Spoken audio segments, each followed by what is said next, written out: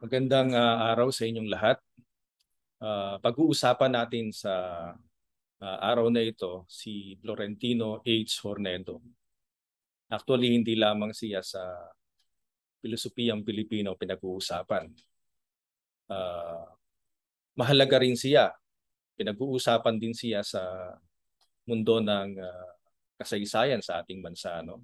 Nasa history department din siya. No? Pinag-uusapan din siya sa Philippine literature. So, man of letters din si Florentino H. Hornedo. Pinag-uusapan din siya sa pag-aaral ng Philippine languages, ano? Kasi naging commissioner nga siya sa komisyon sa wikang Filipino. At lalo na pinag-uusapan siya sa cultural studies, lalo na sa Ivatan studies, ano? Kaya makikita natin yung approach niya sa pamilosopiya ay may pagka multidisciplinarya, no? Ibig sabihin, yung kanyang pamilosopiya ay ginagabayan ng iba't ibang larang o disiplina, ano? Katulad ng mga nabanggit ko, kasaysayan, literatura, cultural studies, linguistics, at marami pang iba.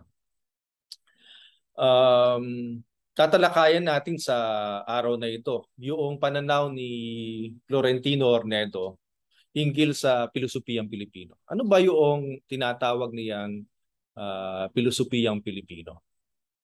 Okay, nasa macro ba ito? Nasa micro? Pag-uusapan din natin yung kanyang pakay, ano? Ano ba yung kanyang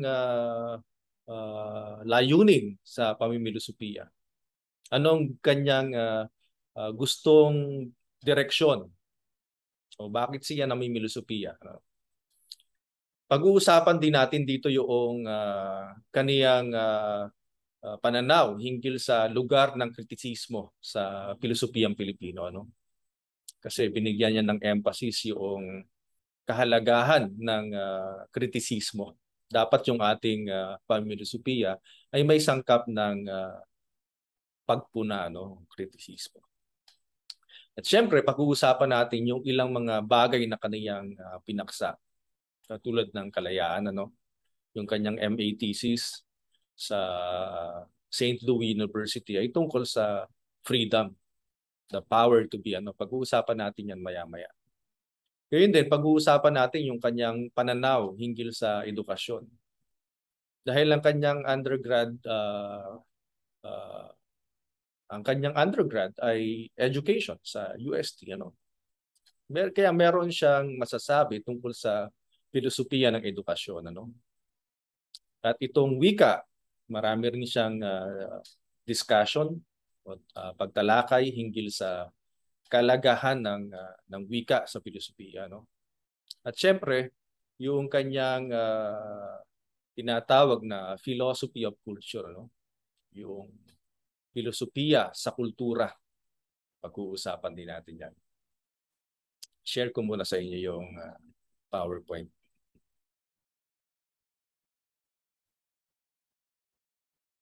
Okay. So, nabanggit natin kanina ang kaniyang panghalan, ano? Florentino H. Hornedo. Pinanganak siya noong 1938 at namatay noong 2015. Inilang siya sa Sabtang sa probinsya ng Batanes noong October 16, 1938. Una siyang pumasok sa College of Science noong 1957 para kumuha ng kurso sa biology sa UST.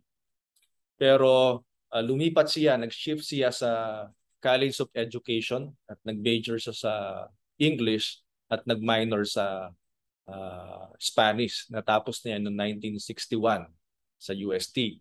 Kaya marami din siyang naisulat hinggil sa filosofiya ng edukasyon kasi yun ang kanyang background eh. Yun ang kanyang background. Kilala si Hornedo sa bansag na Renaissance man dahil sa kanyang pagiging multidisciplinary o bukas sa iba't ibang larang ng kaisipan. Yung kanya namang MA ay sa Ingles, ano? Kinuha niya sa St. Louis University.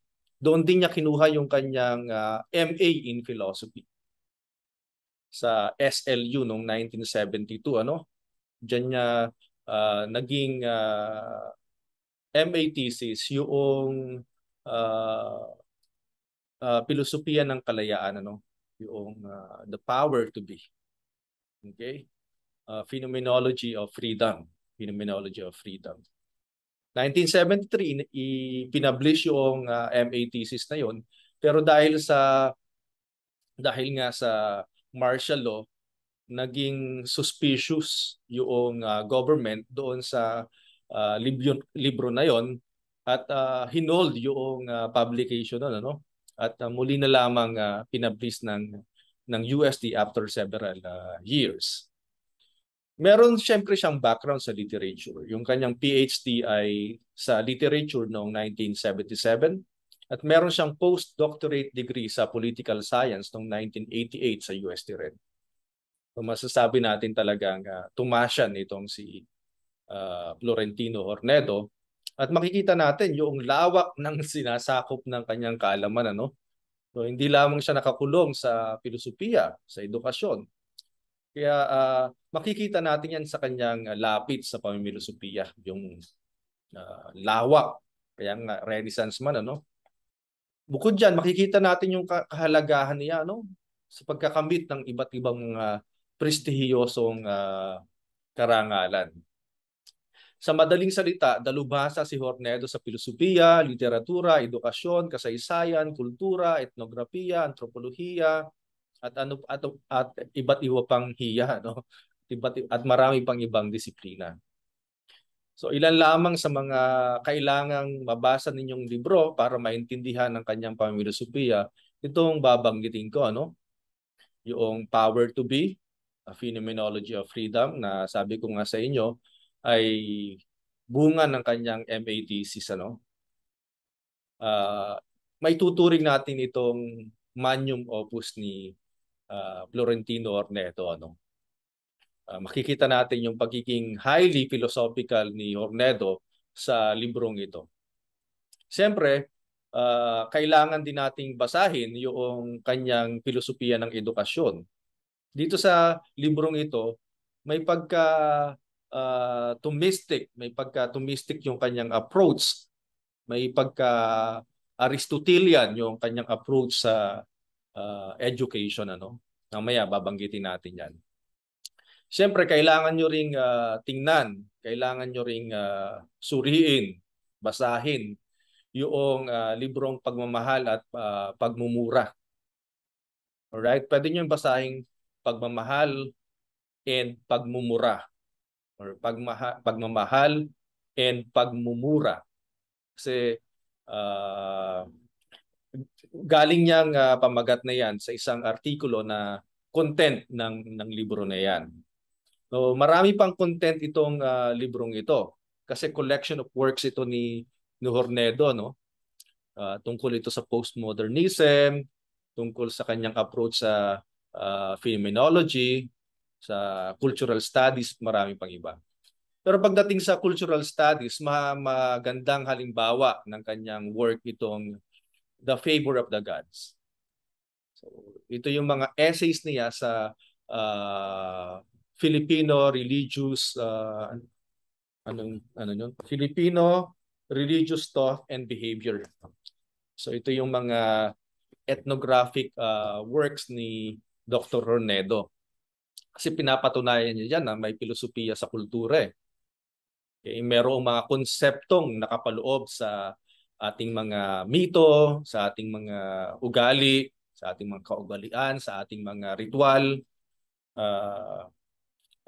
Makikita nyo dyan bilang isa itong magandang halimbawa noong pamamaraan ni Dr. Ned na cultural sa pamimilosopiya or cultural approach in philosophy.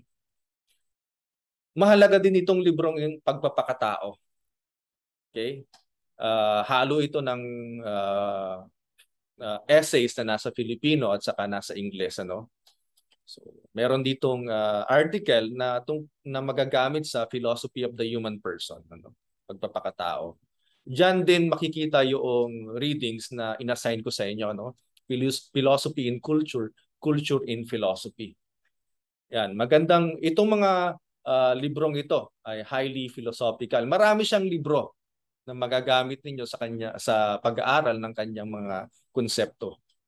Pero yung masasabi nating highly philosophical na works niya, matatagpuan nyo dito sa binanggit kong mga libro. Pag-usapan natin, ano ba ang kanyang layunin? Ano ba ang philosophical task ni Florentino Ornedo, ano? Kasi lagi tayo nagsisimula diyan, ano? Kasi naniniwala tayo na ang isang philosopher ay ginagabayan ng kanyang layunin, ano? Merong mga philosophical task ang bawat philosopher. Ayon nga kay Michael Novak na kinote din ni Hornedo, the outcome of its philosophical inquiry is determined by its starting point. Sa artikulo namang The Changing Core Themes of Filipino Nationalism and Their Artistic Expressions, ipinaliwanag ni Hornedo na may dalawang pamamaraan o approach sa pananaliksik sa filosofiyang Pilipino. Maaari itong micro, ano? Maaring sa micro, inaalam mo yung mga konsepto mula sa mga mito, mula sa mga kasabihan, mula sa mga bugtong, mula sa wika.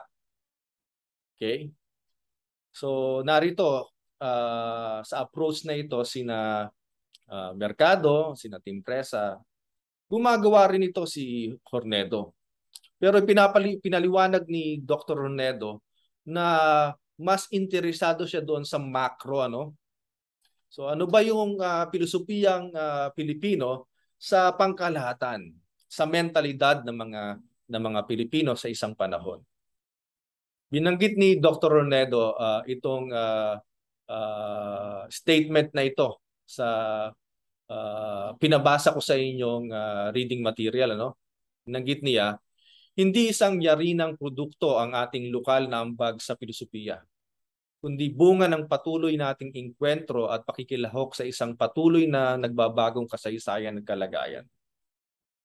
Magkaiba ang paghahanap ng mga ugat o mga batis ng ating filosofiya at ang adhikaing tuklasin at bigyang artikulasyon ang patuloy sa pag-usbong na karanasan ng pagiging Pilipino sa isang mundo na patuloy sa paglawak.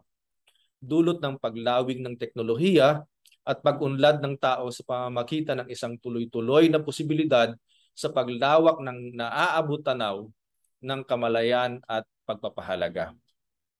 Kumbaga, binabanggit ni Hornedo dito sa statement na ito na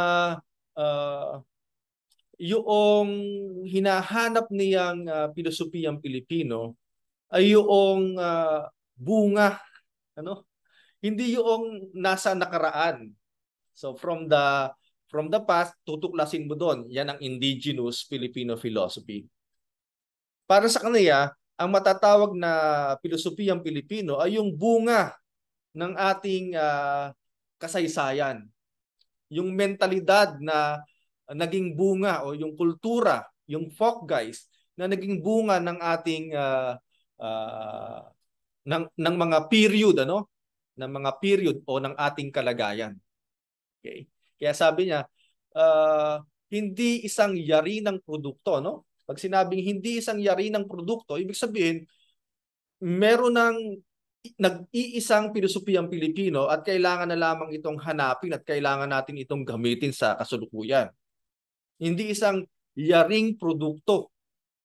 Okay? So taliwas ito doon sa pananaw na merong golden age. Merong matatawag na original Filipino mentality or Filipino worldview or Filipino philosophy. At kailangan itong diskobrihin sa nakaraan para magamit sa kasalukuyan.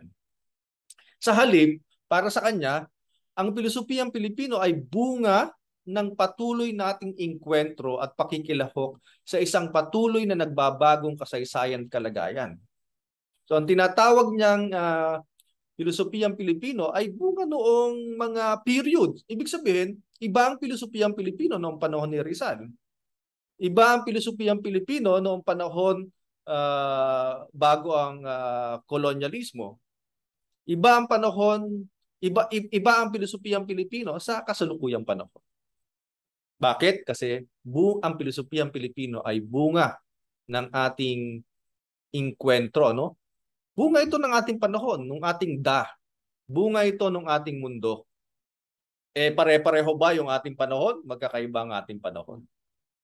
Magkakaiba ang ating naiinkwentrong panahon.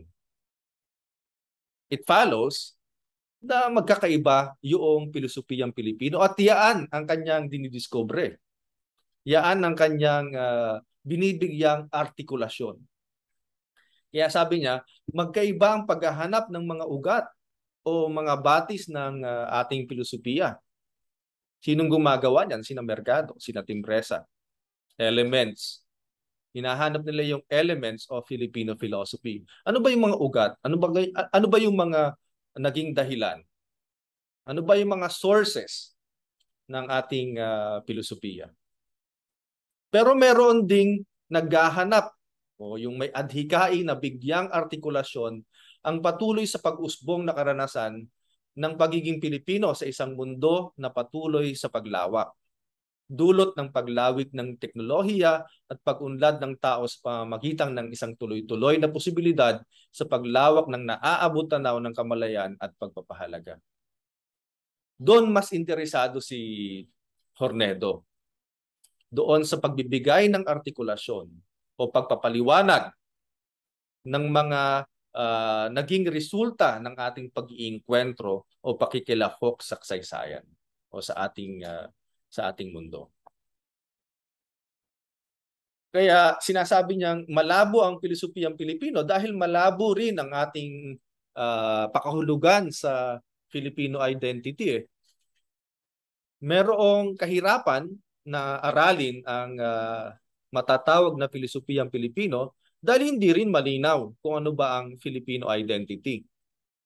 Ginamit niya yung konsepto ni Frank Lynch sa antropolohiya, no? Si Frank Lynch, isang Jesuit anthropologist, na nagsabing today's native is yesterday's visitor, ano? Mahirap i-pinpoint kung meron bang original na Pilipino dahil doon sa proseso ng amalgamation, ano? Halimbawa, yung strawberry, ito ba ay masasabi nating taga Baguio yan, di ba? Pero hindi naman talaga ito original na taga Baguio, ano? Kaya ang tanong dito, kaya ang concern ni Dr. Ned dito, paano naging Pilipino yung dati namang hindi Pilipino? Okay? Kaya mas mahalaga sa kanya yung proseso, yung paano eh. Ano? Halimbawa, itong sina Rizal, sina Lorenzo Ruiz, sina Cory Aquino, walang magsasabing hindi sila Filipino. Pero may sangkap sa kanila na hindi Pilipino. Kaya interesado si Hornedo na malaman yung proseso ng pagiging Pilipino ng mga dati namang hindi Pilipino. Okay? Dahil naniniwala siya sa sinasabi ni Frank Lynch na today's native is yesterday's visitor.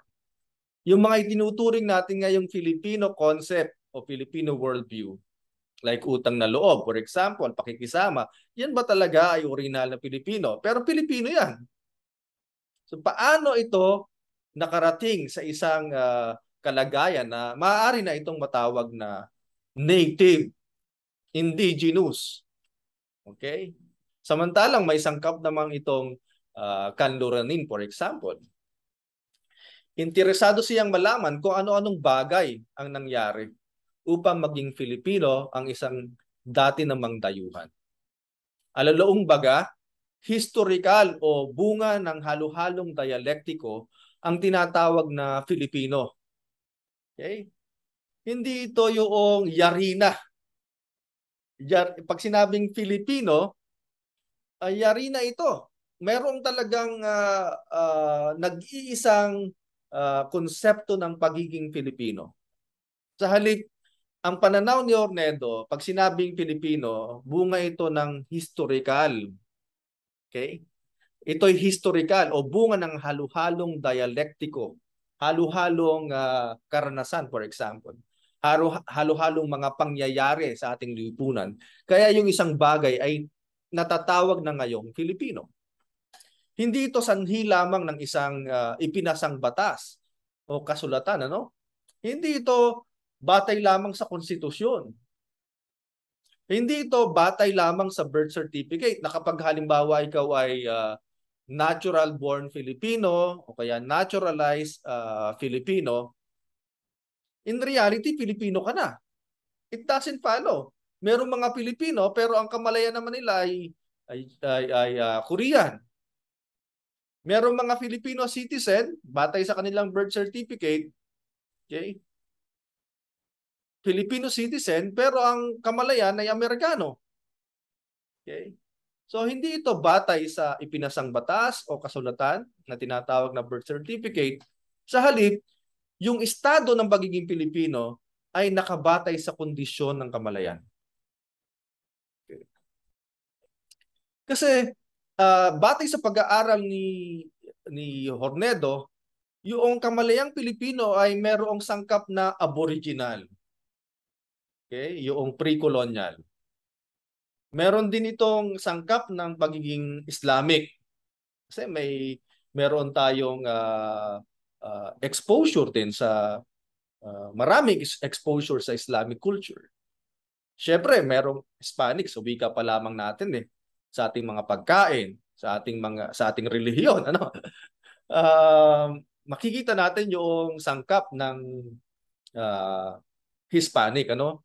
Siyempre, yung nationalist, yung sangkap ng pananaw ni Bonifacio, yung pananaw ng mga nationalist, Constantino. So, Amerikano, may sangkap. Okay? Kaya, nabanggit niya na walang maituturing na nag-iisang Pilipinong identidad. Dahil iba't iba ang klase ng pagkakababad natin sa mga sistema ng kaisipan. Halimbawa, Filipino citizen ka, taga Maynila ka. Saan ka mas babad na kultura o na sistema ng kaisipan? Malamang, American, ano, o kaya ano man. Okay?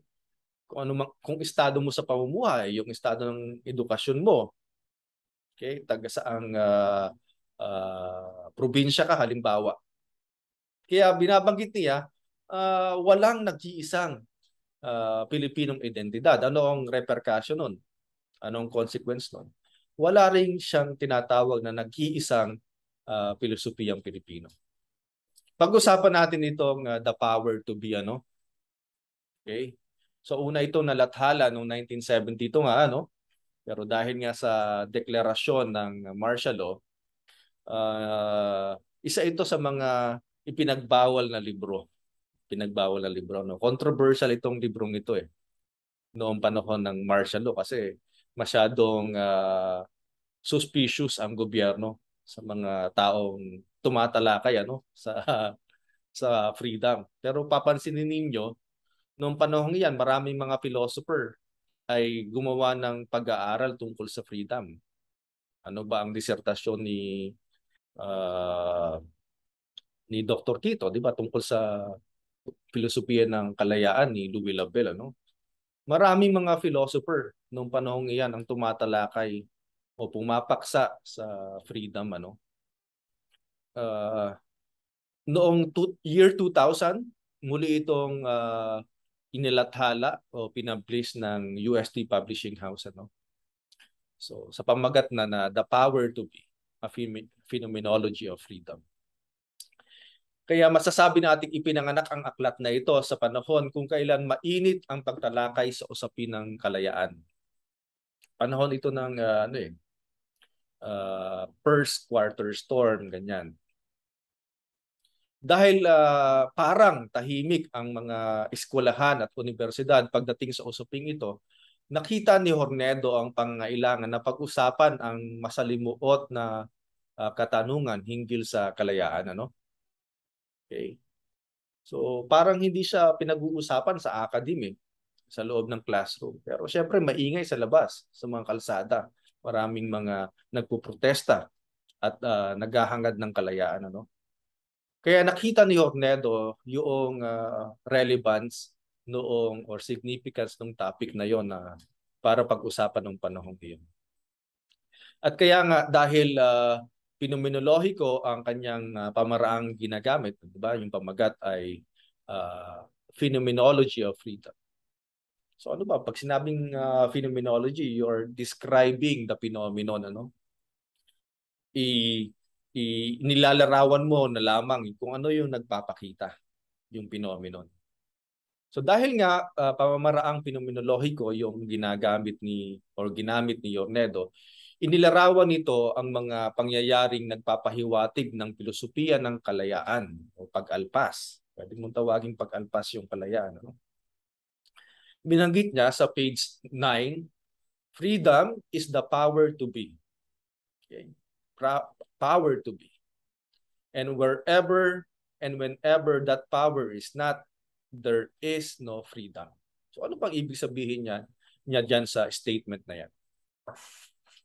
Itong kalayaan ng taong masidhing kakayahan, itong kakayahan ng taong masidhing biglasan ang iba't ibang uri ng pangalipin, ang tinitingnan ni Hornedo bilang posibilidad na magdadala sa atin sa isang makataong lipunan.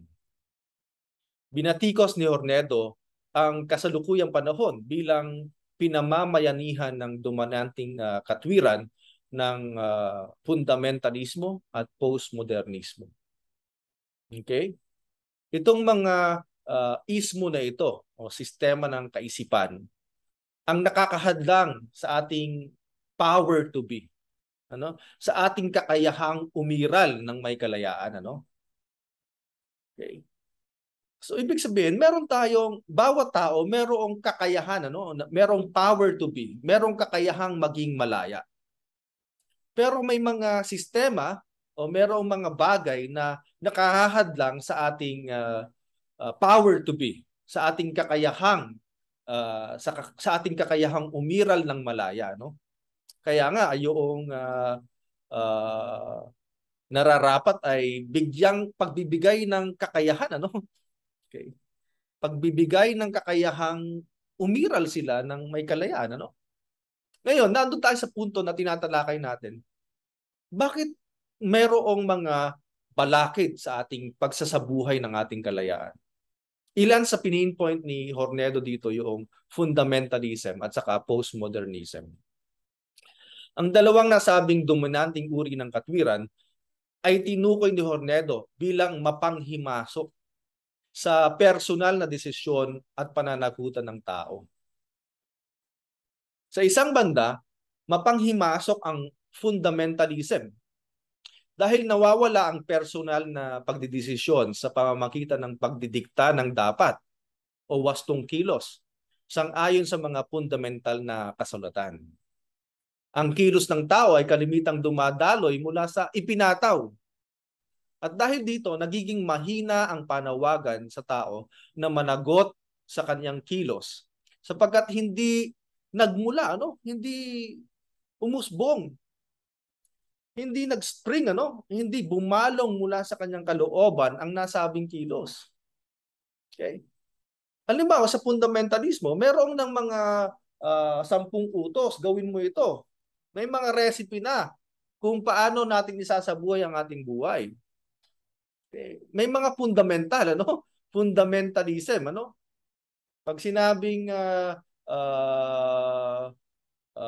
filosofiya, ito ay dapat ay ganito, ganyan, ganyan. Okay? So nawawalan ng kakayahang gamitin noong tao, noong namimilosopiya, yung kanyang creativity, sa pamimilosopiya. Kapag ipinapataw sa atin kung ano ba yung nararapat na pamamaraan ng pamilosofia. That's a kind of fundamentalism. Okay? So, halimbawa, sa relihiyon, ganito lamang ang kilos, ano? Dapat ganito ang iyong pag-uugali. Okay? So, wala namang masama doon. Pero, ang nagiging resulta nito ay hindi nagiging responsible. Okay? Kaya nga responsibility, ano? Kakayahang managot. Freedom and responsibility, ano? Kasi kapag malaya ka sa ginagawa mo, you will have the ability to respond na managot doon sa ginawa mo, ano? Okay? Pero bakit humihina yung ating responsibilidad sang-ayon kay Ornedo? Isa sa dahilan yung fundamentalismo. Dahil hindi tayo mismo yung nagdesisyon tungkol sa buhay natin. Ipinataw ito ng mga panlabas na struktura katulad ng relihiyon, ng edukasyon, ng libro, ng telebisyon at marami pang iba. Okay? So, isa ito sa dahilan. Pangalawang dahilan, yung postmodernismo. Sabi niya, nagiging banta rin sa kalayaan ang postmodernismo sapagkat pinahihina nito ang kakayahan ng tao na magdesisyon. Pinangangalandakan kasi ng postmodernismo ang karapatang umiral ng iba't ibang naratibo. Okay? Walang masama sa pluralismo. Subalit kalimitan nagdudulot ito ng pagtakas sa pananagutan na maging kritikal sa iba pang naratibo at tanggapin na lamang kahit ito ay taliwas sa katuwiran. So dahil nga merong karapatang umiral ang iba't ibang naratibo, kanya-kanya tayo ng gusto. Halimbawa, wala tayong pakialaman. Ito ang trip ko. Dahil sa ganitong mentalidad, parang nawawalan tayo ng kakayahan. Okay? Kakayahan, ability, power to be, ano? Nawawalan ng kakayahan ng tao na panindigan yung kanyang paniniwala kasi parang pinahihina noong kanya-kanya tayo eh. May karapatan din kasing umiral yung kanyang mentalidad o yung kanyang pananaw sa buhay, yung kanyang perspektiba. Okay. So dahil sa ganitong mentalidad, ayon kay Ornedo, nagdudulot ito ng pagtakas, ano? Pag-iwas sa pananagutan na maging kritikal sa iba pang naratibo at tanggapin na lamang kahit ito ay labag o laban na sa kanyang katwiran. Okay. Kaya ang challenge, ang hamon sa tao ayon kay Ornedo ay umiral ng may kakayahang tumanggap at maging mulat sa tinatanggap galing sa labas at magkaroon ng pananagutan sa kung anumang bagay na ginagawa, no? So ang challenge sa tao ay magkaroon o umiral ng may kakayahang tumanggap na maging mulat sa tinatanggap, ano? So critical thinking, ano? Okay. Dito ano ba sa critical thinking? Kakayahan lamang tumanggap? Hindi. Sa critical thinking, mulat sa tinatanggap, di ba? Ang analogy na ginagamit natin dito ay yung strainer, yung salaan eh. Sa laan ba lahat tinatanggap? Hindi. Bukas ito, merong tinatanggap kasi bukas ang salaan, di ba? Ang strainer. Can you see the image of a strainer, no? Sarado ba ang strainer? May kakayahang ba siyang tumanggap? Okay. May kakayahang siyang tumanggap kasi open siya. Pero open ba siya? Ibig sabihin hindi niya na kinikriticize yung mga tinatanggap niya. Wala na ba siyang pamantayan sa mga tinatanggap niya? Hindi. Okay? Kasi minsan sa atin, gusto nating maging bukas sa lahat, ano? Para matawag tayong may pakikisama. Kaya minsan, halimbawa, may nagyaya sa atin, oh, man, tara, ano tayo? O, halimbawa, si Miss Reyes, halimbawa si Francesca. Francesca, mag-prayer meeting tayo. Niyaya ni Love Reyes, for example. Sama naman si Francesca. Okay? Kasi gusto niyang makita ng mga tao na may pakisama siya. Na open siya sa mga ganitong bagay. So sama siya after ng prayer meeting. After the prayer meeting, niyaya naman siya ni Mr. Dalmasio. Francesca, mag-drugs tayo. Sama rin si Francesca. Kahit labag na sa kanyang paniniwala, sa kanyang prinsipyo. Okay? So, hindi ganon yung tinatawag niyang mayroong responsibility, responsibility o kakayahang managot. Okay. Ang hamon sa tao ay umiral ng may kakayahang tumanggap at maging mulat sa tinatanggap. Maging kritikal sa bagay na tinatanggap. Okay. Magkaroon ng mga pamantayan sa mga bagay na maaari lamang tanggapin. At magkaroon ng pananagutan. Yun yung mahalaga pa rin aspekto ng kalayaan. Magkaroon ng pananagutan sa kung anumang bagay na ginawa. Okay. Ito ang mukha ng kalayaan sa aklat ni Hornedo. Sa madaling salita, ang kakayahang umiral na bumubukal galing sa mulat na kalooban ng tao. So tinatawag niya itong staff of freedom. Ano ba yung mahalaga? Ano ba yung essence ng freedom? Sabi niya, freedom must be made of a staff better than mere absence of restraint. Hindi lamang ito doing what you want. Okay. For if absence of restraint were the guarantee of freedom, the most free should be that which inhabits a vacuum, yung nakatira sa kawal. Parang related ito doon sa binabanggit ni Quito, doon sa filosofiya ng pagpapahalaga. Okay. Anyway, basahin niyo na lang yung artikulo na yan, Then, binabanggit niya sa page 63 ng librong The Power to Be, Sabi niya, briefly then, kasi sinorvey niya dito. Kasi nga, dissertation, MA thesis ito. Sinorvey niya yung concept ng freedom batay sa mga philosophers katulad ni na Aristotle, ni na Plotinus, St. Thomas Aquinas, John Locke, Marx, Adler. Okay. Sabi niya, briefly, whatever Aristotle, Plotinus, St. Thomas Aquinas, Locke, Marx, and Adler have said about the nature of freedom, directly or impliedly, we note down the persistently recurring item that without which freedom is unthinkable. What is that? Power, kakayahan, ability. Since power implies strength, and strength suggests energy of some sort, the hypothesis is just, in its essential thesis, that the staff of freedom is the autonomous energy for being. Yung kakayahan. The staff of freedom is autonomous energy for being. Kumbaga sa aking palagay, ipinapaalala ni Hornedo dito na hindi nanggagaling sa labas ang kawalan ng kalayaan ng isang tao. Okay. Kumbaga, nasa tao na rin kung bakit hindi siya malaya.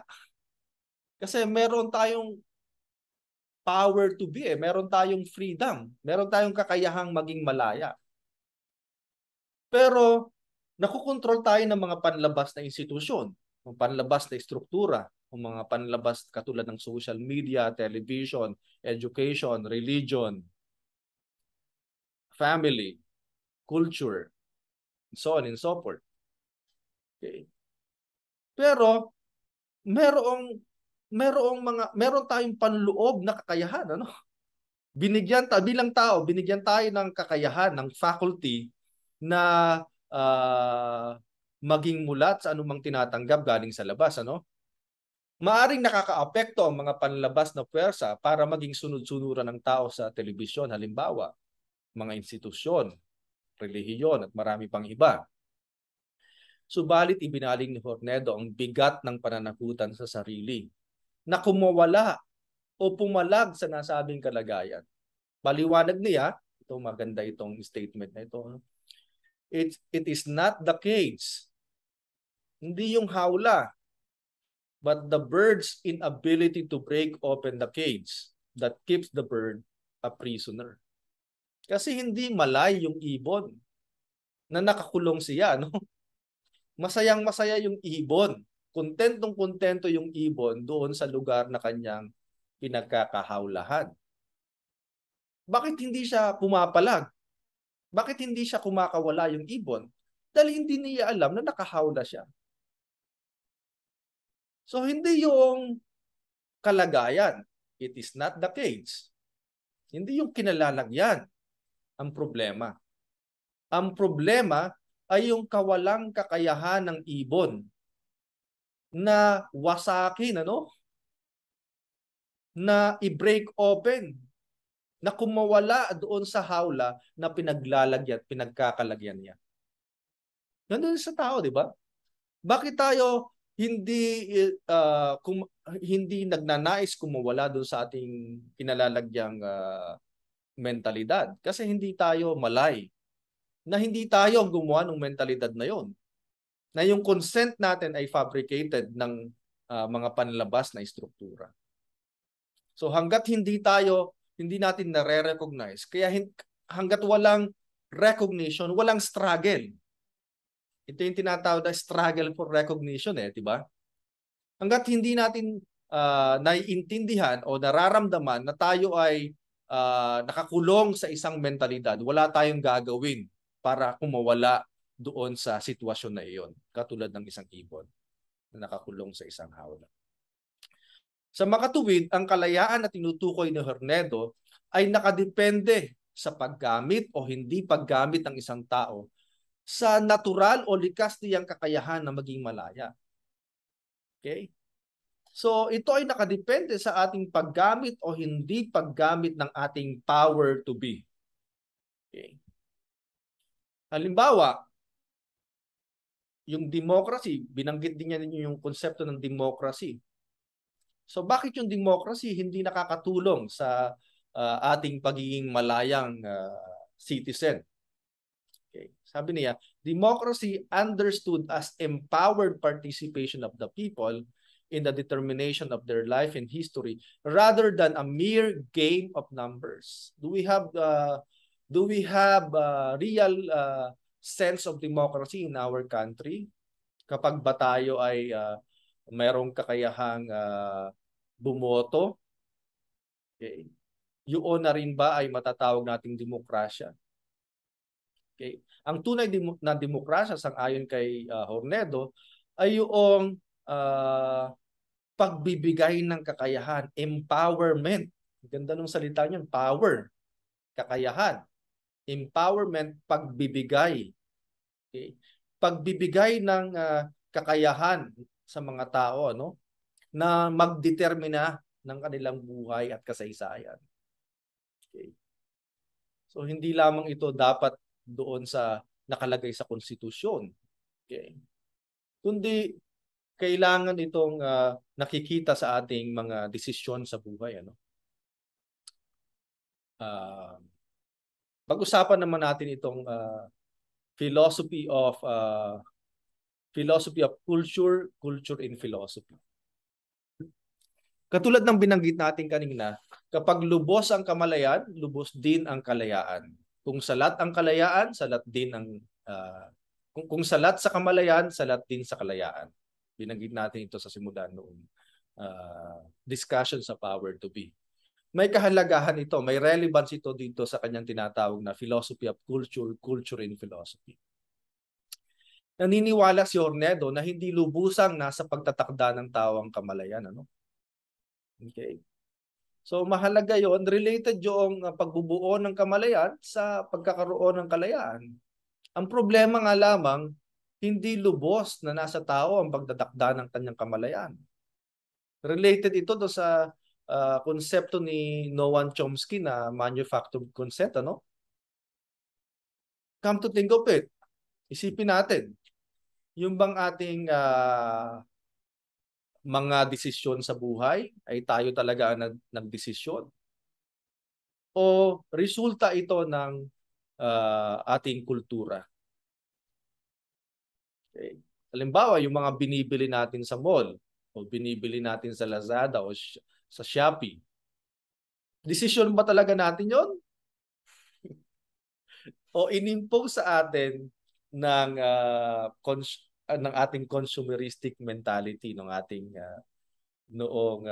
mentalidad natin na binuo ng social media and so on and so forth. Okay? Naniniwala si Hornedo na hindi lamang tayo, hindi lubusang nasa pagtatakda ng tao ang kamalayan.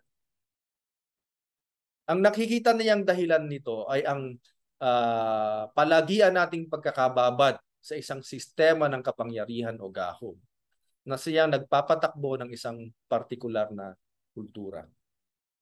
Okay. Kaya binanggit niya, related ito doon sa binabanggit ni Immanuel Kant, ano? Related ito sa binabanggit ni Immanuel Kant sa Critique of Pure Reason. Maalala natin si Immanuel Kant ay nasa gitna ng pagiging empiricist at saka ng pagiging rationalist.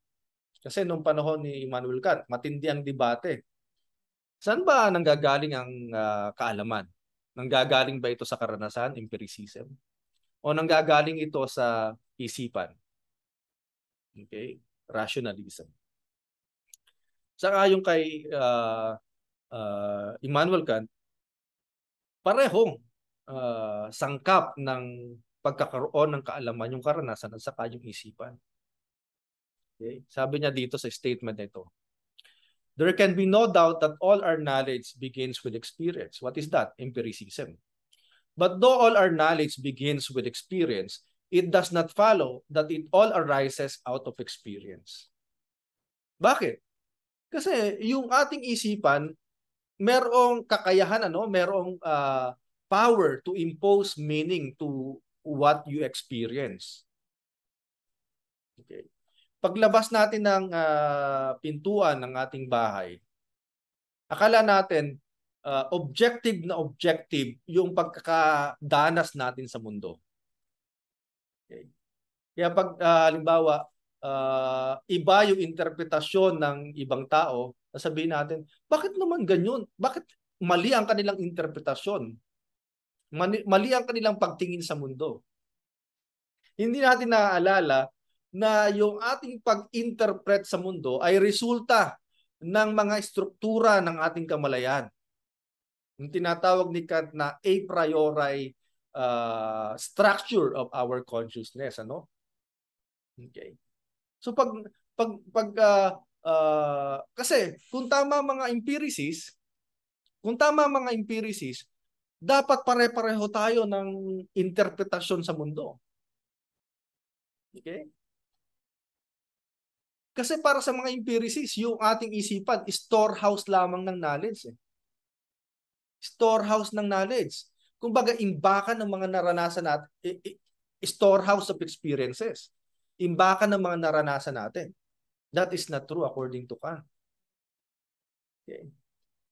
Kasi kung passive ang isipan natin, Kung passive ang isipan natin at talagang ini-store lamang yung mga karanasan natin, sana pare-pareho yung ating pagkakaintindi sa mundo. Pero nakita ni Kant na hindi. Ang isipan natin ay merong power to impose meaning to reality. Tingnan nyo halimbawa ito. Okay. Nababasa nyo yan,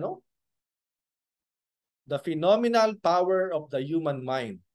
According to a research at Cambridge University, it doesn't matter in what order the letters in a word are. The only important thing is that the first and last letter be in the right place. The rest can be a total mess and you can still read it without problem. This is because the human mind does not read every letter by itself, but the word as a whole. Amazing ha? Amazing ha, Okay. Kung totoo yung sinasabi ng mga empiricists, hindi mo mababasa yan.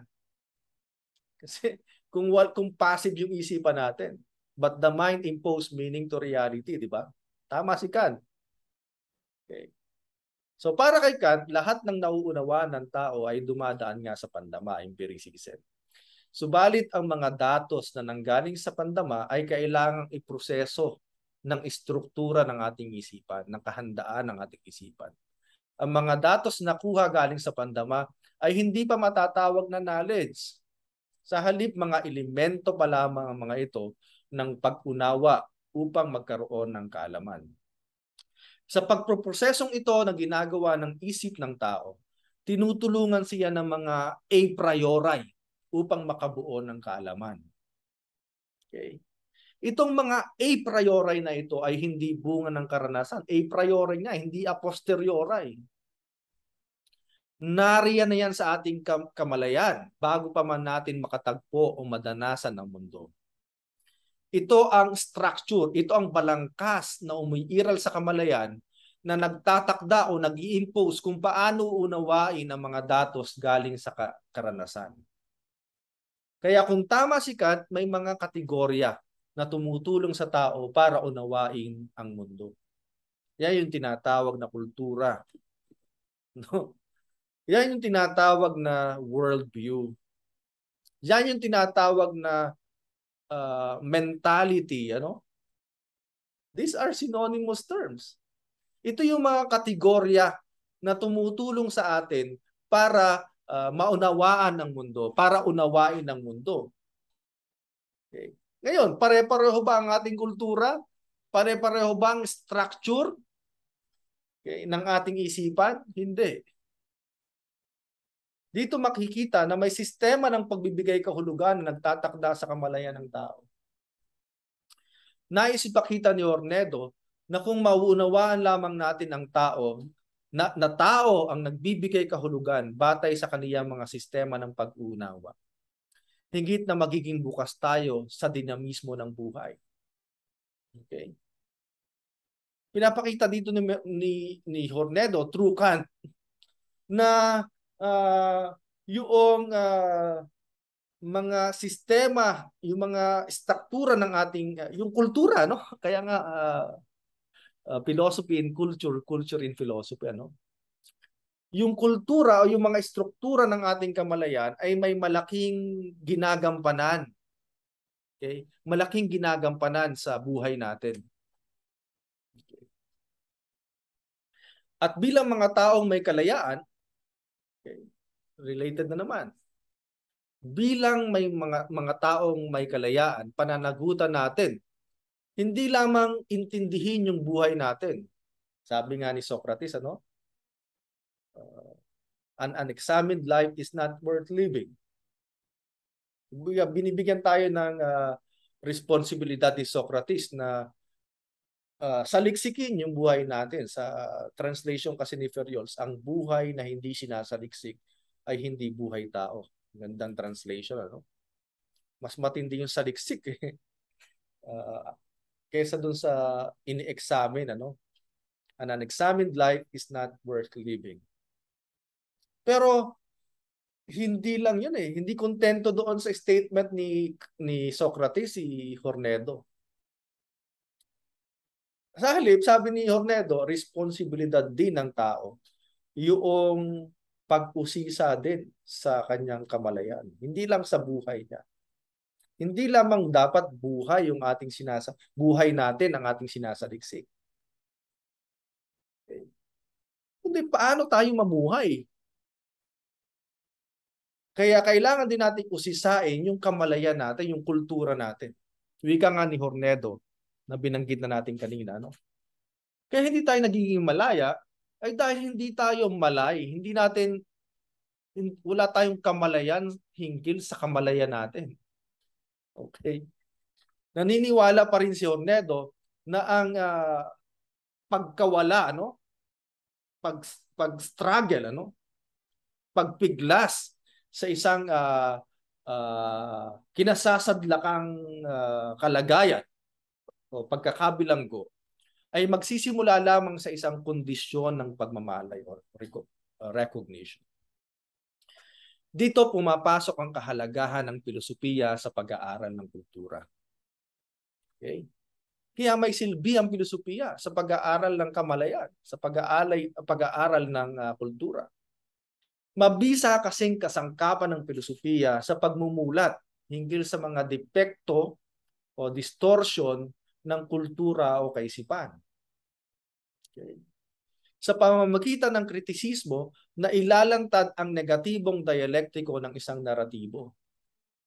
Okay. Kasi para kay Hornedo, ano ba ang kritisismo? Ang kritisismo is to separate what is cogent from what is not.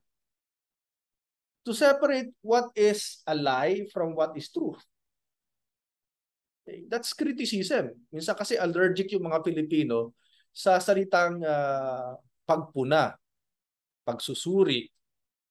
Okay. Parang kapag ka pinupuna, parang nilalait. Hindi. Pag sinabing pinupuna o kritisismo, pagpuna o kritisismo, yung pinaghihiwalay mo. Pinaghihiwalay mo kung alin ba doon yung totoo at alin din yung hindi. Okay. Kaya sabi niya, sa pamamagitan ng kritisismo na ilalantad ang negative dialectic ng isang script, ng isang naratibo tungkol halimbawa sa pananaw mo. Okay. Kasi kapag walang kumikriticize sa pananaw mo tungkol sa politika, for example, o pananaw mo halimbawa tingkil sa pananampalataya, o kahit anumang aspekto ng pananaw mo sa buhay, hanggang doon lang tayo, ano? Hindi na ilalantad yung mga dahilan kung bakit tayo nagkaroon ng ganung mentalidad, ano? Hindi nahuhubaran ng maskara yung ating mga paniniwala. Okay? Kasi yung ating mga paniniwala, meron itong mga maskara, no? Meron itong mga hindi totoo doon. Meron mga hindi katotohanan. Subalit, kailangan linawin na hindi lamang negatibo ang pinagtutuunan ng pansin sa paghuhubad ng maskara o sa pagkikriticize ng isang sistema ng kapangyarihan o gahong. Kasama sa gawain ng kritisismo ang afirmasyon o pagkilala sa mahalagang salik ng pananaw sa mundo ng mga tao. Subalit mahalaga pa ring mailintad ang negatibo o mga distortion, no? Mga defects ng mga defect ng mga ito, hindi upang maging pesimistiko, kundi upang magsilbing mitya sa pagsulong at pagbabago. Okay. So nabanggit natin yung mga ilang libro na maaari nating pagbatayan. So ano itong cultural study ni Hornedo? Ano ba yung ibig sabihin niya ng kultura? Sabi niya sa page 37 nung pinabasa ko sa inyo, culture is not static but dynamic. Hindi siya stagnant, ano? Hindi siya nag-iisa. Pabago-bago. Dynamic. It is not to be primarily discovered in the static facticities of the human condition, but in the dynamics of structured relationships, which determine and channel human ways of thought and behavior. It is a societal transcendental, properly understandable in terms of what Gertz calls stories we tell ourselves about ourselves. Okay. Sa madaling salita, ang kultura ay isang naratibo.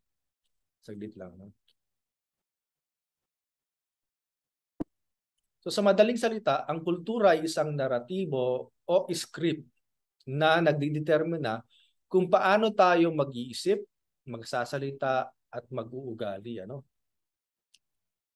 May kinalaman ng kultura kung bakit nagagawa pa rin ng isang tao halimbawa na tumawid sa di tamang tawiran. Dahil ang pagtawid sa di tamang tawiran o anumang kilos ay bunga ng nakasanayang reaksyon sa pangaraw-araw na buhay. Nasa kultura niya na yun eh. Nasa nakasanayan na yun. Kaya minsan di natin maintindihan bakit may gumagawa. Problem of culture. Kaya napakahalaga sa filosofiya ng cultural studies ayon kay Hornedo. Ano ba itong cultural studies? Ito ay isang pananaliksik hinggil sa signified, hinggil sa meaning, kahulugan, ipinahihiwatig ng mga pahiwatig ng kultura. Okay. Ang cultural studies ay pananaliksik hinggil sa kahulugan ng mga manifestasyon ng kultura. Isa itong pagtatangka na unawain ang kahulugan, sinabing signified, kahulugan. Isa itong pagtatangkang unawain ang kahulugan ng modo ng pananamit, pagsasalita, pag-uugali, pagkilos at mga ritual. Ito yung tinatawag na signifiers, manifestasyon ng kultura ng isang partikular na lipunan o panahon. Can you still follow? Intindihan? So pag sinabing cultural studies, ang purpose nito hindi lamang idokumento, hindi lamang trabaho yun ng mga anthropologists, idokumento, alamin yung mga manifestations ng culture ng isang grupo ng mga tao.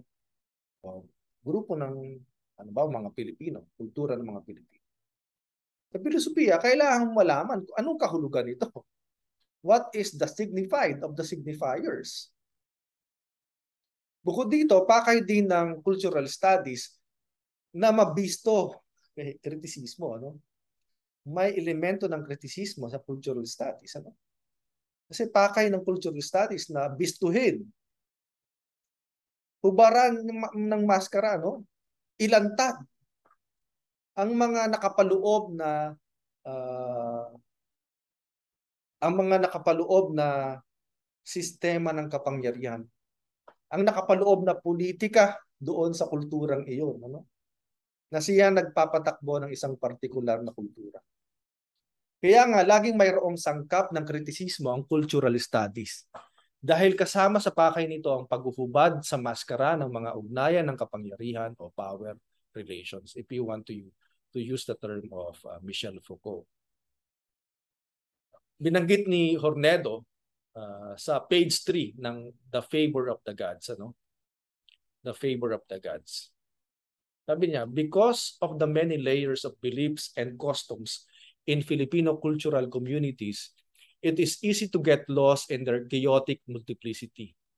Therefore, to see some system and order in the discussion, it is important to specify the sources of data. And it seems that a reliable archive of cultural notions concerning the sacred are myth, ritual, and custom and customary law. So ito yung mga signifier ng kultura. So binanggit niya ang halimbawa dito sa librong ito, sa The Favor of the Gods, yung experience ng Bago tribe sa Northern Luzon. So batay sa cultural studies ni Hornedo, merong indigenous concept ang mga Bago hinggil sa relationship of the sacred and the secular. Okay. Ano ba ang relasyon ng banal at sekular, ng mga spirito, for example, at saka ng mga tao? Kasi sa paniniwala sa mga mito at ritual ng mga Bago, pag sinabing Bago, sa itong tribe, isang grupo ng mga tao sa Northern Luzon, naniniwala sila kasi na nananahan ang mga espiritu sa mundo ng mga tao. Nananahan ang banal sa mundo ng sekular. At ang pagwasak sa mundo ng sekular ay nagiging dahilan para magalit, para lumisan, umalis ang banal. Ninanais ng banal na irespeto ang sekular. Okay. Sa pagkakataong nilalapastangan ng kapaligiran, ang banal na nananahan ay lumilisan, At sa makatuwid, ang lugar ay nade-desecrate. Pag sinabing desecrate, naaalisan ng banal, nalilimasan ng banal. So that's what we call desecration. At sa ilang pagkakataon, gumaganti ang banal at winawasak ang nagkasala. So makikita natin na sa pananaw ng bago, sa kultura ng bago tribe, laging magkaugnay. Laging mayroong kaugnayan ang mundo ng spiritual at mundo ng sekular. Okay? At taliwas ito doon sa mentalidad. Halimbawa ng kanluranin na secularism. Ano? Okay? Hindi posible sa kaisipang Filipino as manifested in bago culture. Yung secularism kasi meron nga mga sasabihin nila hindi sila naniniwala sa Diyos, atheist. Pero pag umiinom ng Hinebra, yung unang tagay ay para muna sa espiritu, ano? Anyway, makikita natin na laging nagtatalaban sa konseptong Filipino as manifested in bago culture. Yung mundo ng banal at mundo ng sekular. So nakita ni Hornedo batay sa kanyang pag-aaral. Ano yung example lamang yun, ano? But his conclusion is that there is a need today for a mythic understanding of contemporary science. Hindi natin pwedeng kalimutan yung mga mito. Okay? Kasi yung mito, ito yung dating science eh. Okay? At yung science ngayon, magiging mito yan sa nakaraan, sa hinaharap. Kaya hindi dapat kalimutan yung mga mito sa pag-aaral ng kontemporaryong mga kaalaman or contemporary science. At hindi rin dapat hindi rin dapat isang tabi ang science sa pag-aaral naman ng mga mito. Okay. Ang ganda ng proposal ni Ornedo, no? So, dapat parehong may respeto sa mito at saka sa siyensya. Okay. Nakita ko siya, pinaghambing niya yung dalawa eh. Pinaghambing niya yung scientific method at saka yung pagbubuo ng mga mito. At makikita, may pagkakapareho maliban sa isa. Okay? Kasi ang ating scientific method, syempre, magsisimula sa observation. Then, pagkatapos ng observation, you will formulate temporary thesis o hypothesis, ano? And then from your hypothesis, hahanap ka ng mga ebidensya, mag-iimbestiga ka. Okay? Sa pamamagitan ng pagmamanipula ng mga variables, sa pamamagitan ng eksperimentasyon. And from experimentation, makakabuo ka ng generalization o pansamantalang konklusyon. Pero kung papansin mo yung pagbubuo ng mito, ganun din, ano? Kaso hindi kumpletong proseso. Hindi kumpletong proseso ng scientific method kasi nagsisimula din sa pag-oobserba. Kaya nakakabuo ng mito eh. Napapansin natin may suliranin sa mundo. Merong mga bagay na hindi tayo maipaliwanag. Bakit nagkakaroon ng sakit? Bakit nagkakaroon ng tagtuyo? Bakit nagkakaroon ng kalamidad? Bakit nagkakaroon ng kamatayan? Ano ang mayroon pagkatapos ng kamatayan? Okay.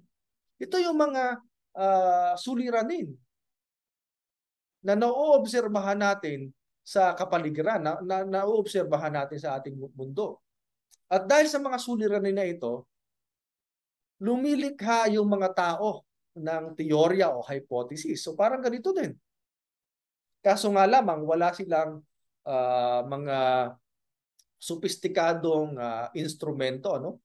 Teknolohiya para imbestigahan yung kanilang mga hypothesis. O wala silang panahon, naging panahon para manipulahin yung mga variables na haka-haka nila, no? At lumundang nila sila sa isang generalization. So makikita natin may pagkakapareho doon sa science at saka sa myth. So ipinaliwanag ni Hornedo na matatawag na sinaunang siyensya ang metodolohiya. Hindi lang iyon, iginiit niya na matatawag namang makabagong metodolohiya ang siyensya. Okay, mga instrumento ng tao ang siyensya at metodolohiya upang ipaliwanag ang mga bagay na nararanasan niya. sa kagustuhan ng tao na umiwas sa absurdity o kabalighuan, gumagamit siya ng mito at siyensya, okay, para maipaliwanag yung mga bagay-bagay. Sa makatuwid, hindi purong haka-haka ang isang mito. Ibig sabihin, elemento ang isang mito. May elemento ang mito, may konsepto, no? Elemento ng isang mito ang konsepto. Ang hirap nung bigkasin, ano? Elemento ng isang mito ang konsepto. Ibig sabihin, mayroong kahalagahang pilosopiko ang mga mito. Kaya mayroong route, mayroong way para maintindihan ang pilosopiyang Pilipino sa pag-aaral din ng mga mito. Ano? So hindi iniisang tabi ni Hornedo yung cultural studies para maging pamamaraan o para maging daan sa pag-unawa ng pilosopiyang Pilipino. Kaya nga, philosophy in culture, no? Culture in philosophy. Ngayon, pag-usapan naman natin yung philosophy of education ni Hornedo. Ang ganda itong statement niya dito sa Philosophy of Education for the 21st Century Filipino. Sabi niya, hinaharap natin ang ating mga suliraning pambansa. At sa halip na humabi ng mga nababagay na solusyon mula sa ating kapantasan at katayuan, hinahayaan natin ang ating mga opisyal na sumausaw sa ibang bansa sa paghahanap ng mga solusyon. Karamihan sa mga ito ay hindi nagniakma sa pagdaan ng panahon. Ito yung batikos ni Hornedo sa ating educational system, ano? Na mahilig manghiram. Pero yung mga hinihiram, wala namang masama sa paghihiram ng galing sa ibang bansa. Ang pinupunto ni Hornedo dito, hindi fit eh. Hindi natin nasuri kung talaga bang fit. Okay? Yung ating bang mga pulisiya ay talagang naaakma, ano? Naaakma sa ating kapantasan at katayuan, sa ating sitwasyon. Binatikos din ni Hornedo ang klase ng edukasyon, ano? Okay. Dito yung klase ng pulisiya sa ating edukasyon na masyadong nakabaling, masyadong mahilig manghiram, ano? Bukod doon, binabatikos niya rin yung klase ng edukasyon na masyadong nakafocus sa memorization, ano? Pagsasaulo, pagmimemorya ng mga impormasyon, sa halip na pag-alam sa kung paano naging katanggap-tanggap ang pinag-aaralang impormasyon. Banggit niya, ano, doon sa social sciences, body of facts or method of discovering facts. Banggit niya, kung isang agham panlipunan na naghahanap ng kasagutan sa ano ay nakahihikayat ng kabisoteng memorya, ito namang paghahanap ng kasagutan sa paano ay humuhubog sa mapanuring kaisipan. Maraming mga edukador ang nababahala tungkol sa kawalan ng mapanuring isipan ng mga estudyanteng Pilipino. At iniisip ng ilan na ituro ang nasabing asignatura, critical thinking. Subalit ang mapanuring isipan ay isang natural na bahagi ng pagkatuto kung magkakaroon ng pagbabago sa diin mula sa ano tungkol sa paano. Kahit ang mga bakit ay maaaring maging maliwanag matapos masagot ang mga paano. Dito sa iminumungkahing plataforma, dito sa iminumungkahing pamamaraan, pedagogy ni Hornedo na dapat nakafocus sa how instead of what. Diba? Informative, information eh. Walang masama sa pagkakaroon na sa pag-alam ng mga impormasyon, mga trivia, no? Pag may memorya nito, walang masama diyan. Pero nagiging masama kung hanggang doon lamang. Hindi natin naiintindihan kung paano nangyari yung mga ano. Okay. Halimbawa, inaalam natin, inaaral halimbawa natin yung filosofiya ni Leonardo Mercado. Okay. Walang masama na malaman natin na ito ay gumagamit ng metalinguistic analysis, na ito ay gumagamit ng phenomenology of behavior, na ito ay na siya ay nangonsepto tungkol sa loob, ganda at marami pang iba. Okay. Questions of what? Ano? Okay. Mga facts tungkol sa filosofiya ni Mercado. Pero ang dapat nating bigyan ng diin ayon kay Hornedo ay kung paano nakarating si Leonardo Mercado sa mga konseptong ito. Kasi kapag alam natin yung paano at tayo na yung, halimbawa, i-revisit natin yung paano na yon, maaring buo tayo ng mga bagong konklusyon ng ibang konklusyon. Batay doon sa paano or doon sa process na ginawa ng isang philosopher. Okay. So hindi kabisoteng edukasyon ang nabubuo, kundi mga edukado na mayroong mapanuring kaisipan. Okay. Sabi ni Hornedo, mahalagang panimula ang factual information, subalit bilang panimula lamang. Nagmula sa tradisyon ang ilang piraso ng impormasyon at nangangailangan ng pagsusuri at pagkilatis. Maaring masurpresa ang estudyante. Ang mga katotohanan, mga facts ay hindi naman pala factual. Kapag mayroong mapanuring kaisipan yung estudyante, maaari niyang madiscover na yung mga tinuturing na factual ay hindi naman pala talaga factual. Okay? So anong mangyayari doon? Nagkakaroon ng progress. Nagkakaroon ng social change. So paano niya tinitingnan ng edukasyon? May pagka-Aristotelian, ano? Kasi tinitingnan niya yung 4 causes. Alam natin sa teleological approach ni Aristotle, lahat ng bagay, lahat ng aktibidad ay mayroong 4 causes. Ganon din sa edukasyon. Para ma-analyze mo ang isang sistema ng edukasyon, kailangan mong i-analyze yung 4 na sanhi nito. 4 na mga bagay ang kailangan mong i-analyze at bigyan ng pansin. Kailangan bigyan pansin yung mga estudyante, di ba? Material. Ano ba ang material ng education? Yung mga estudyante. Okay? Yung kamalayan ng mga estudyante. Ito yung matter. Ano ang tinatawag na efficient cost?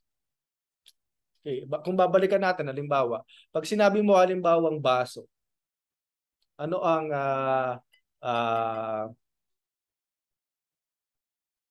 material cost nito? Glass, glass?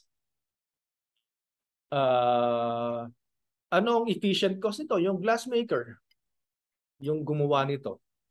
Okay, efficient cost. Formal, yung design nito, yung kanyang form, yung design niya, yung forma niya. Yung final cost, yung purpose niya. Okay, para siya ay gawing instrumento sa pag-inom. So ganun, titingnan mo rin yung material cost ng education. Okay, ano ba yung material ng edukasyon? Estudyante. Okay, ito yung hinuhulma sa edukasyon. Efficient cost, marami yan, hindi lamang teacher. Kasama rin sa efficient cost ang estudyante, ang kanilang parents, ang mga telebisyon, ang social media at marami pang iba. Yung mga humuhulma ng kamalayan. Efficient cost. Kailangan din itong i-consider sa pagbubuo ng mga pulisiya ng ating edukasyon sang-ayon kay Hornedo. Ito ang pinagtatalunan, yung formal cost ng education. Okay? Paano ba ang paghubog? Ito yung mga syllabus, syempre, Ito yung mga OPE. Ano yung mga sistema ng edukasyon na kailangan, ano? So kailangan ding pansinin yon in our philosophy of education. As well as yung final cause. Ano bang purpose ng education? If that is to mass education, siyempre para makarating tayo sa langit. Hindi, anyway. Anong purpose ng education? Kailangan mo ring i-evaluate yung mga bagay na yun. So hindi madali uh, ang uh, philosophy of education. Maraming mga bagay ang kailangan mong i-consider sang-ayon kay Hornedo, katulad ng mga bagay na binanggit natin. Okay. Pangatlong maaari nating i-discuss sa philosophy ni Hornedo, yung kanyang pagtingin sa wika. Ano? Bahagi ng diskurso niya ang paggamit ng wikang Filipino. Bilang isang batikang propesor ng Philippine Literature sa Ateneo at matagal na komisyoner ng KWF, malakas ang panawagan niya para sa patuloy na paglinang at intelektualisasyon ng wikang pambansa. Binanggit niya ang halimbawa sina Quito, Ferriols, Timbresa at ilang propesor sa UP. Okay? So nabanggit na natin ito when we discuss Quito, ano? Meron siyang experience doon sa Europe na nakapagpa-realize sa kaniya sa kahalagahan ng paggamit ng sariling wika. Parang ganun din yung konsepto ni Hornedo. Binanggit niya dito sa article na ito. Nauhubog ang wika. Ang ganda nitong statement na ito, no? Nauhubog ang wika ayon sa larang na ginagamitan nito at sa uri ng taong gumagamit. Okay? That's the thesis of the statement. Kung sa palengke lamang ginagamit ito, magiging mayaman ang bokabularyong pangkalakalan. Kung gagamitin ito sa akademya, magiging intelektual ang wikang Filipino o anumang wika, Bisaya o Bicol. Kung sa agham gagamitin, magiging siyentipiko ang wikang ito. Ito ang dahilan kung bakit hungkag ang programa ng DEX, Department of Education, Culture and Sports, nung panahong iyon. DepEd yan sa kasalukuyan. Ang bilingualism sa edukasyong pangkalahatan, general education, sa habang panahon ay baog, hindi useful, hindi fertile. Okay? Bilingualism ang kinikriticize ni Hornedo. Mahuhubog at malilinang ang intelektualisasyon ng Filipino sa pamamagitan ng pagpupunyagi ng ating mga guro't profesor. Okay.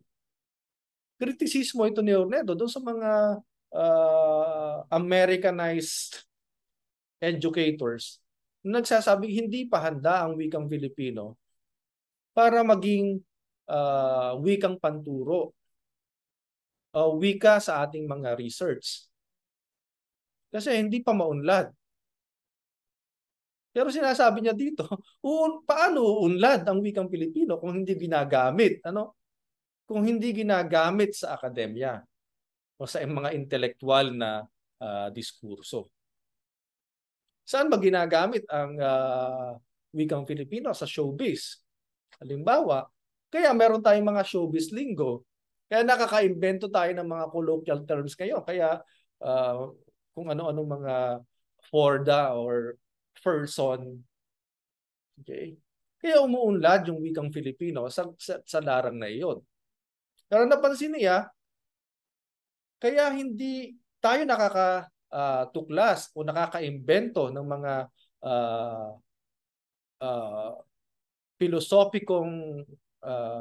pilosopikong termino, ano? Or philosophical terms. Kasi hindi natin ginagamit, ano? Hindi natin ginagamit kaya hindi nahuhubog yung philosophical terms. Okay. Kaya sabi niya, nahuhubog ang wika ayon sa larang na ginagamitan ito at sa uri o antas ng taong gumagamit ito. Sa makatuwid, hindi lamang issue ng nationalismo ang intelektualisasyon ng wikang Filipino. Naniniwala si Hornedo sa kaugnayan ng wika at kultura, kaya parating magkasama ang pag-aaral ng dalawa. Binanggit niya dito sa artikulong ito, ang wika ay usok lamang ng apoy ng kalinangan o ng kultura. Ang wika ay usok lamang ng apoy ng kalinangan.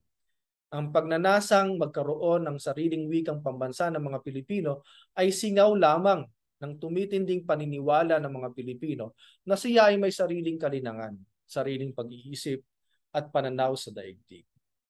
Okay? Pag sinabing usok, mga manifestasyon, ano? Kaya daw kung may usok, may apoy. Okay? So, tanda lamang ito yung paghahangad natin na gamitin ang wikang Filipino sa iba't ibang larang ay manifestasyon, ano? Sinat, lagnat, ano? Ang lagnat naman hindi naman yan sakit eh. Ang lagnat parang manifestasyon na mayroong sakit. Lagnat lamang ito o usok na ng pagnanais natin o pakiramdam na meron tayong maibubugaan, na meron tayong likas na kakayahan na mamilisupya, halimbawa na mag-isip. Okay. Let's go to the evaluation na. Number 1, kung pag-aaral hinggil sa filosofiya at pamilosofiya sa Pilipinas ang pag-uusapan, isa sa kalimitang na isasantabi ang pangalang Florentino Ornedo. No? Minsan, nanineglect siya kasi hindi naman siya full hindi naman siya full-blooded philo major na from undergrad philo, MA philo, PhD philo, postdoctorate philo. Okay? Kaya kung papansin mo doon sa listahan ni Dr. Ko, doon sa pinabasa ko sa inyong una, yung mayroon siyang first wave, second wave, wala si Ornedo eh. Kasi bata yun sa kursong natapos. Ang pagka-philosopher ay batay sa kursong natapos. Okay. Pero kung tutuusin, kung tutuusin, isa si Hornedo sa nagpakita ng kapakinabangan ng pagiging multidisciplinary sa pamimilosofiya at hindi nakakulong sa makipot na espasyo ng purong konsepto. Ang kaniyang pagtingin sa filosofiya at identidad ng Filipino ay isang magandang paalala para sa mga papausbong na mag-aaral tulad natin at mananaliksik sa filosofiya sa ating bansa tungkol sa lawak, lalim at salimuot ng usaping ito. Hindi lamang ito tungkol sa mga konsepto and so on. Malawak ang iniikutan at problematiko ng filosofiyang Pilipino. Gaya ni Hornedo, hindi dapat makalimutang tingnan ang isang bagay o phenomenon na pinagninilayan mula sa perspektibo ng kasaysayan at kultura at mga ugnayan ng kapangyarihan sa lipunan. So, hindi dapat nating kalimutan na yung mga konsepto, halimbawa, pananaw ng mga Pilipino o pananaw ng isang pilosopo katulad halimbawa ni Quito, ni Ornedo, meron itong background, meron itong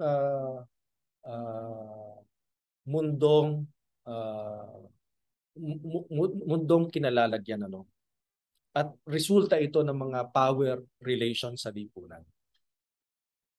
Ang pagpapahalaga niya sa uri ng kritisismo na hindi nagpapataw ng pinakamabisang solusyon ay isang bagay na dapat ipagpatuloy ng susunod na henerasyon upang lalo pa itong umangat mula sa tradisyong lubhang nakatuon sa eskimang eksposisyon. Okay? So, makikitahan natin yung filosofiya ni Hornedo ng isang potensyal na magagamit natin sa ating kritisismo, sa ating pamumuna. Kasi napakahalaga talaga sa filosofiya ng kritisismo. Okay? Yung mga kalimitan, yung mga nauna sa atin, yung mga naunang philosopher na diniscuss natin, hindi gaanong binibigyan ng emphasis yung kritisismo. So yung may hilig sa critical philosophy maraming mapupulot na bagay sa pagbabasa ng filosofiya ni Dr. Ornedo. Hindi rin pag-aaksaya ng oras kung muling babasahin, dadalumating at babatikusin kung kinakailangan ang mga naunang pagninilay ni Ornedo tungkol sa edukasyon sa ating bansa. Sa Philosophy of Education, isa si Dr. Ornedo sa maaari niyong pagtuunan ng pansin. Okay? Kasi marami rin siyang mga naisulat tungkol dito. Kaya kung may hilig kayo sa Philosophy of Education, maaring pagtuunan nyo ng pansin yung enterprise ni Dr. Ornedo. Mahalagang malaman kung paano titindig ang filosofiya ni Ornedo sa konteksto ng mga bagong curriculum, polisiyang English only, Sang-ayon ba si Ornedo dyan? Outcomes-based education, K-12, ASEAN integration, online class, intensive course, at marami pang iba. Okay. So hanggang doon na lamang muna sa pag-aaral tungkol kay Dr. Ornedo. Marami pa tayong maaaring tuklasin sa kanyang pamimilosopiya, pero hindi sapat yung isang semestre para pag-usapan yung napakadambuhalang kontribusyon ni Dr. Ornedo sa pamimilosopiya. Okay. So doon muna natin tatapusin yung talakayan tungkol sa kanya, Sa susunod na linggo, pag-uusapan naman natin yung kanyang advice, Advice ito ni Dr. Ornedo. So meron silang meron silang academic relationship or academic connection. Si Florentino Timpresa. Pareho silang Florentino, Pareho taga Norte. So basahin at unawain yung kaisipan ni Florentino Timpresa para sa susunod na linggo. Yun lamang at maraming salamat.